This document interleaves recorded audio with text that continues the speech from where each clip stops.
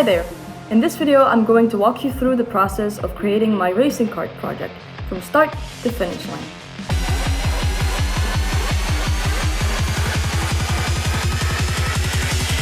Of course, it all started with gathering some reference and inspiration. In the earliest stages of design, I stuck to creating silhouettes, but then I quickly moved on to making blockouts in Blender. I started with a low poly model and then built a mid poly model on top of that, adding some slight bevels to the sharpest edges and adding some decals to bake into the normal map later. This kart was meant as a game asset, so most of the details are textured and not modeled, trying to keep the poly count minimal. Unwrapping happened in Maya, because I'm so used to it by now and still prefer Maya's tools for unwrapping.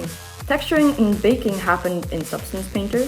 I had to manually fix a couple of baking artifacts, but with Substance's tools that are built procedurally, that is no big deal. I really like procedural tools like Substance because it allows you to make big creative changes without too much hassle. This is very useful since I went through a lot of creative changes in my kart. I constantly change my mind about the color scheme of my kart. Usually I go for a slightly more muted, earthy tone color scheme, but this time I wanted my asset to pop. So I made it bright green in your face. After texturing, I continued to rigging, my favorite. This is the second project I've been rigging in Blender, and this time around I wanted to challenge myself a little bit more. Back while I was designing and modeling the kart, I was already thinking ahead to rigging and animation. And I wanted to give the kart some slightly more advanced functionality and control. So I asked for some advice from more mechanics savvy friends about different suspension types and how they work. Eventually, I went for a trailing arm suspension system. Let's take a closer look at how that works. Okay, so I'm going to explain the more technical bits of my rig and go over how exactly I tackle rigging those parts. First of all, in front here you have these spring coils and the suspension system that of course has to bounce along with the movement of the car. We have 5 bones here. Each time these smaller bones are parented to their big brothers, and the small ones function as targets for the big brothers to look at. So this top bone has a damped track modifier looking at this small bone over here. This bigger bone is tracked to not this little brother, but the smaller one over there, because otherwise you have an independency loop and we don't want that.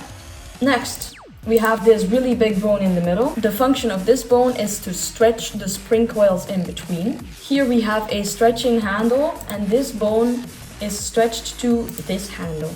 And then I hooked the spring coil mesh to this bone in order to have it stretch with automatic weights. And I also made sure that maintain volume was off, so I don't have the spring coils squashing outwards. I just wanted to stretch along with the movement. Then each time all of this is parented to the body and to the rods over here. And to make sure that nothing clips through each other, I put a limiting constraint on the bottom ones so it cannot go through the main body mesh, and I put a limiting distance constraint on the bottom ones as well. So now you have a squashy bouncy car. Another built-in functionality in the rig is the wheels turn. I allow the animator to turn the wheels themselves however they want, but if you want to play around a little bit, you can also simply turn the steering wheel to steer your wheels. I did this by making a secondary controller for the wheels, so that the animator can choose to animate stuff themselves or let it be automated. And to automate this, I simply wrote a little expression. So here the rotation of the wheels is driven by the rotation of the steering wheel. As you can see, I also wrote an expression for the Y rotation. This is so that the animator can move the car forward and have the wheels turn at the proper speed. But again, if the animator doesn't want this to happen automatically and wants to manually animate stuff, no worries, there is another controller that doesn't affect any of the other bones. So for all of these functionalities, you always have 2 options. You can either let the rig automate it for you, or you can animate it manually. Another fun functionality of this rig that I really liked is the ammo belt. I wanted it to be able to flop around to have that nice overlapping action. So for this I used bendy bones. For me, it's the first time I ever used bendy bones. It's actually really quite simple, but the only problem with bendy bones is that it's actually more commonly used for squashy characters and not for hard surface objects like a belt of bullets. So in order to make sure that the bullets didn't get squashed and stretched, because they shouldn't, I put a limiting distance constraint on the bendy bones to make sure that they can't actually overstretch or squash. They can only move around in a distance respected from their parent, but they cannot be squashed. Then, after I finished the rig, it was finally time to start animating to bring the cart to life. The main goal was to be able to present the cart in a game selection screen in Unity. So I made a simple loopable idle animation of the engine shaking. I added a noise modifier on the translate Z curve to make it go up and down like an engine.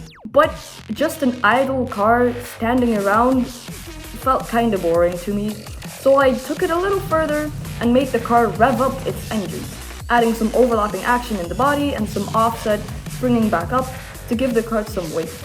Okay, so now I had a racing cart standing still. A racing cart needs to race. So I animated it driving over bumpy terrain, jumping, flying, landing. But then after all this driving, the engines must be getting hot, right? So I added smoke. With the use of modifiers in Blender, I transformed a simple plane into stylized smoke. I quickly manufactured a simple cell shader in Blender to get that neat 2D stylized look and rendered it out in Eevee. But it's still not enough. It needed that extra pinch of 2D effect. So I animated some flashes and splashes in Photoshop, composited them together with the Eevee and Unity renders in After Effects, applied some final finishing touches, and then finally moved on to Premiere Pro for montage and sound.